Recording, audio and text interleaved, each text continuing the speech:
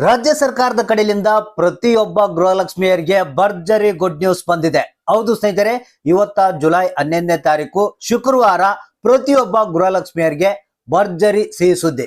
ಯಾಕಂದ್ರೆ ಪ್ರತಿದಿನ ಪ್ರತಿ ಕ್ಷಣ ಕಾಯ್ತಾ ಇದ್ದಾರೆ 21ನೇ ಕಂತಿನ ಹಣಕ್ಕಾಗಿ. ಕೆಲವರಂತೂ 20ನೇ ಕಂತಿನ ಹಣ ಬಂದಿಲ್ಲ, 19ನೇ ಕಂತಿನ ಹಣ ಬಂದಿಲ್ಲ ಅಂತ ವೇಟ್ ಮಾಡ್ತಾ ಇದೆ.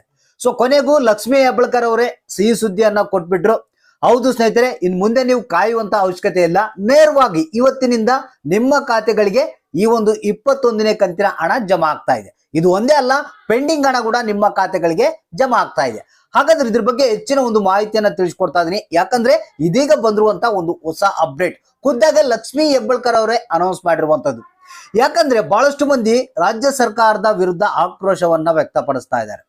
ಯಾಕಂದ್ರೆ ಇಲ್ಲಿ ಸರ್ ನಮಗೆ 20ನೇ ಕಂತಿನ ಹಣ ಬಂದಿಲ್ಲ, 19ನೇ ಕಂತಿನ ಹಣ ಬಂದಿಲ್ಲ, 18ನೇ ಕಂತಿನ ಹಣ ಬಂದಿಲ್ಲ ಅಂತ ಬಹಳಷ್ಟು ಮಂದಿ ಕೇಳ್ತಾ ಇದ್ದಾರೆ.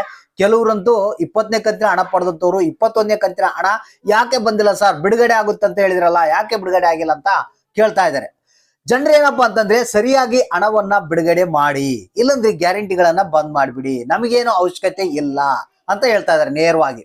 ಸೊ ಅದಕ್ಕೆ ಎಚ್ಚೆತ್ತುಕೊಂಡಂತ ರಾಜ್ಯ ಸರ್ಕಾರ ಈಗ ಗೃಹಲಕ್ಷ್ಮಿ ಯೋಜನೆಯ ಹಣವನ್ನ ಬಿಡುಗಡೆ ಮಾಡೋದಕ್ಕೆ ಮತ್ತೆ ಪ್ರಾರಂಭ ಮಾಡಿದೆ. ಈಗ ನಿಮ್ಗೆ ಗೊತ್ತಿರಬಹುದು, ರೀಸೆಂಟ್ ಆಗಿ ಲಕ್ಷ್ಮೀ ಹೆಬ್ಬಾಳ್ಕರ್ ಅವರು ಒಂದು ಅನೌನ್ಸ್ ಅನ್ನ ಮಾಡಿದ್ರು.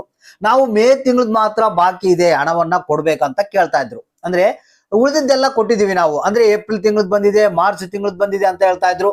ಸೊ ನಿಮಗೆ ಗೊತ್ತಿರಬಹುದು, ಲಕ್ಷ್ಮೀ ಹೆಬ್ಬಾಳ್ಕರ್ ಅವರೇ ಒಂದ್ಸಲ ಹೇಳಿದ್ರು, ಮಾರ್ಚ್ ತಿಂಗಳದು ಇಯರ್ ಎಂಡ್ ಆಗಿರುವ ಕಾರಣದಿಂದಾಗಿ ಹಣ ಸ್ವಲ್ಪ ಬಿಡುಗಡೆ ಆಗುವಲ್ಲಿ ಡಿಲೇ ಆಗಿದೆ ಅಂತ. ಸೊ ಆದ್ರೆ ಈಗ ಏಪ್ರಿಲ್ ಮತ್ತೆ ಮಾರ್ಚ್ ತಿಂಗಳದ್ ಬಂದಿದೆ, ನಿಮಗೆ ಮೇ ತಿಂಗಳದ್ ಒಂದೇ ನಾವು ಬಾಕಿ, ಸ್ವಲ್ಪ ಡಿಲೇ ಆಗಿದೆ, ಅದನ್ನು ಕೊಡ್ತೀವಿ ಅಂತ ಹೇಳ್ತಾ ಇದ್ದಾರೆ. ಸೊ ಹಾಗಾದ್ರೆ ಇನ್ನು 2 ಕಂತುಗಳು ಎಲ್ಲಿ ಹೋದವು ಅಂತ ಜನ ಬಹಳಷ್ಟು ಮಂದಿ ಕೇಳ್ತಾ ಇದ್ದಾರೆ. ಕೊನೆಗೂ ಎಚ್ಚೆತ್ಕೊಂಡಂತ ರಾಜ್ಯ ಸರ್ಕಾರ ಈಗ ಪೆಂಡಿಂಗ್ ಹಣವನ್ನ ಕೂಡ ಬಿಡುಗಡೆ ಮಾಡೋದಕ್ಕೆ ಪ್ರಾರಂಭ ಮಾಡಿದೆ 21ನೇ ಕಂತಿನ ಹಣದ ಜೊತೆಗೆ.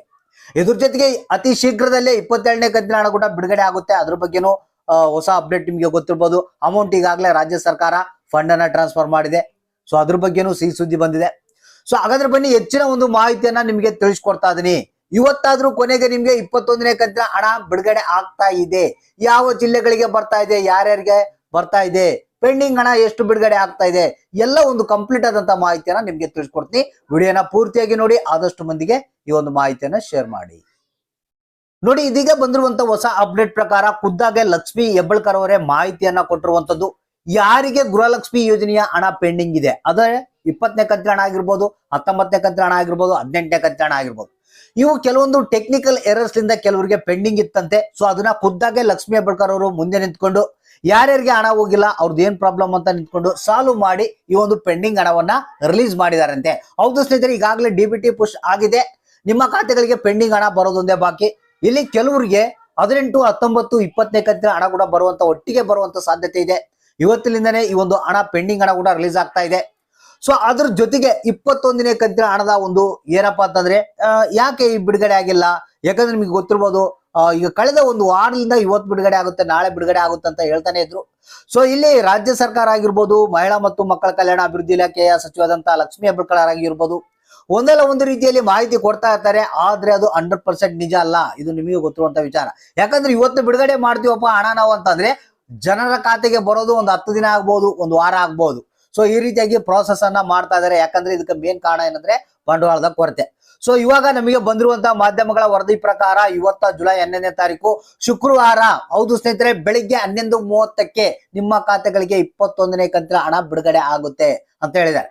ಸೊ ಅಂದ್ರೆ ಇಲ್ಲಿ ಆಲ್ರೆಡಿ ಡಿಬಿಟಿ ಪುಷ್ ಆಗಿದಂತೆ, ಇನ್ನೇನು ಬ್ಯಾಂಕ್ ಗಳಿಂದ ನೇರವಾಗಿ 21ನೇ ಕಂತಿನ ಹಣ ನಿಮ್ಮ ಖಾತೆಗಳಿಗೆ ಬರೋದು ಒಂದೇ ಬಾಕಿ ಅಂತ ಹೇಳ್ತಾ ಇದ್ದಾರೆ. ಸೊ ಇಲ್ಲಿ ಲಕ್ಷ್ಮೀ ಹೆಬ್ಬಾಳ್ಕರ್ ಅವರು ಇನ್ನೊಂದು ಮಾತನ್ನ ಹೇಳಿದ್ದಾರೆ. ಏನಪ್ಪಾ ಅಂತಂದ್ರೆ ಇದೇ ತಿಂಗಳ 15ನೇ ತಾರೀಕು ಒಳಗಡೆಗಾಗಿ ಪ್ರತಿಯೊಬ್ಬರ ಖಾತೆಗೆ 21ನೇ ಕಂತಿನ ಹಣ ಜಮಾ ಆಗುತ್ತೆ.